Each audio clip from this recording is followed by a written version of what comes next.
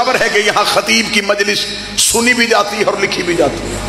میں پھر بھی ذمہ داری کے ساتھ کہنے لگا ہوں کہ میرے اہل سنت اگر دوست تشریف فرما ہیں تو امام حسین علیہ السلام کا قاتل صرف ایک نہیں، قاتلان حسین زیادہ ہیں. جس دور میں حسین علیہ السلام نے نہیں کہا، یہ دور کون سا تھا؟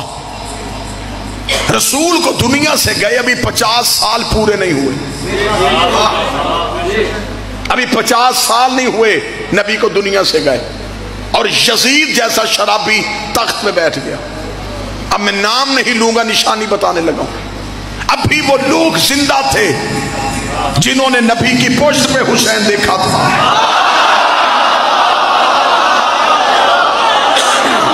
میرا خیال ہے کہ اب مجھے نام لینے کی ضرورت نہیں. ابھی وہ لوگ زندہ تھے جنہوں نے عید والے دن نبی کے کاندھوں پہ حسین دیکھا.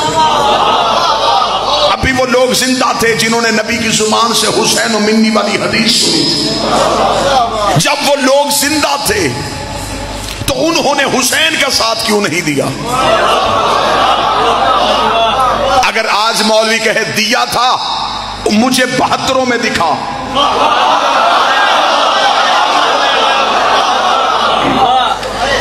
اگر وہ 72 میں نہیں تو اس کا مطلب وہ لاکھوں میں ہے.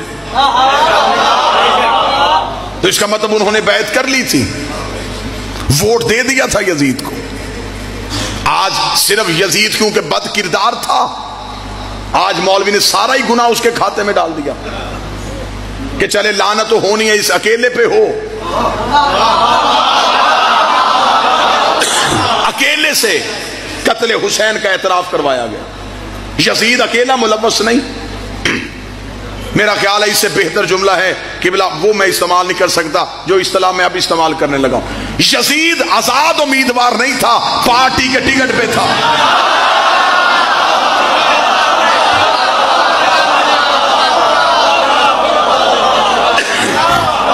آپ ہمیں بتائیں کہ یزید کی پارٹی کون سی تھی؟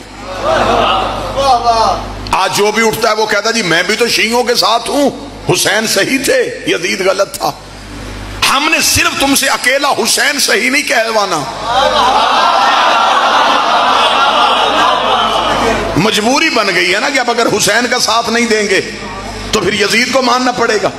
لہذا حسین کی محبت میں حسین کے لیے نہیں آئے، یزید سے بچنے کے لیے حسین کے پیچھے آ گئے کہ ہم بھی کہتے ہیں کہ ہم حسین کے ساتھ ہیں.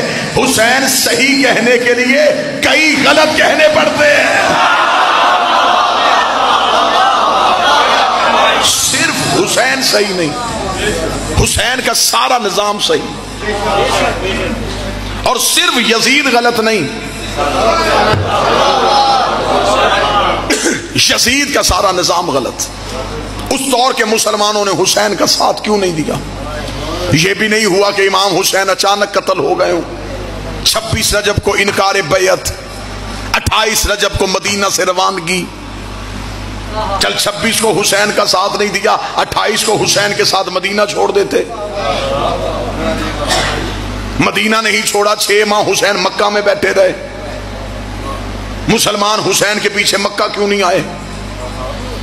آپ اگر کہیں کہ انہیں خبر ہی نہیں تھی کہ حسین مکہ میں بیٹھے ہیں تو میرے مولا نے تو حکمت عملی ایسی ترتیب دی تھی.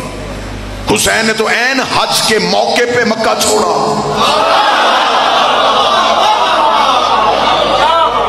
جو حج پڑھنے کے لیے آئے تھے کیا انہوں نے حسین نہیں دیکھا؟ میرے اہل سنت بھائیوں کے ایک بہت بڑے خطیب تھے، نام ان کا مولانا کوثر نیازی تھا. وہ ہمیشہ اپنے لوگوں میں مذہب اہل بیت کی بھرپور تبلیغ کرتے تھے. لاہور میں ایک کانفرنس میں انہوں نے ساری گفتگو یوم حسین پہ کی. بعد میں کچھ مولویوں نے گھیر لیا. ایک مولوی نے بڑی سختی کے ساتھ مولانا کوثر نیازی کو کہا، اس نے کہا مولانا کوثر نیازی تو بھی ہسٹری پڑھتا ہے، میری سمجھ میں یہ بات نہیں آتی جب اس دور کے سارے مسلمانوں نے یزید کی بیعت کر لی تھی تو حسین نے کیوں نہیں کی؟ مولانا کوثر نیازی کے چہرے کی رنگت بدل گئی. اس نے کہا جب حسین نے نہیں کی سب نے کیوں کی؟